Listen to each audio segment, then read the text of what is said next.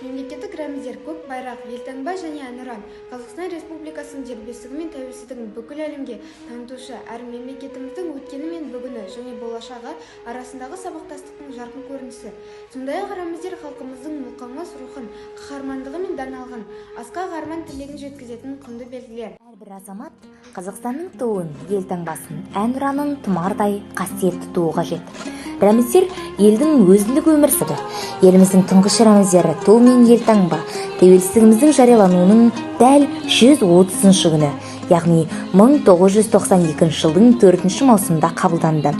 Ал әнұран мәтіні сол жылдың 11 желтоқсанында бекітілді. Қазақстанның мемлекеттік туы олимпиадалар мен түрлі халықаралық спорт жарыстарында талай мәрте желбіреді. Әнұранымыз да талай мәрте шырқалды.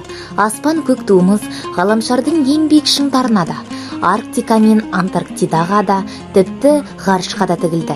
Мемлекеттік рәміздер ел дамуының ажырамас бөлігі, сондықтан қазақстандықтардың осы рәміздерге деген құрметі, оларды бойтұмардай қастерлеуі ерекше сезіліп тұруы тиіс. Рәміздер арқылы елімізді бүкіл әлем таниды. Өйткені онда қазақ халқының бастан өткізген тарихы, мәдениеті мен дәстүрі көрініс береді.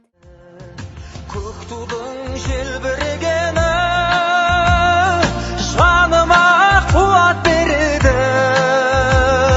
Таласқа түссе жан мен ту, жан емес маған керегі.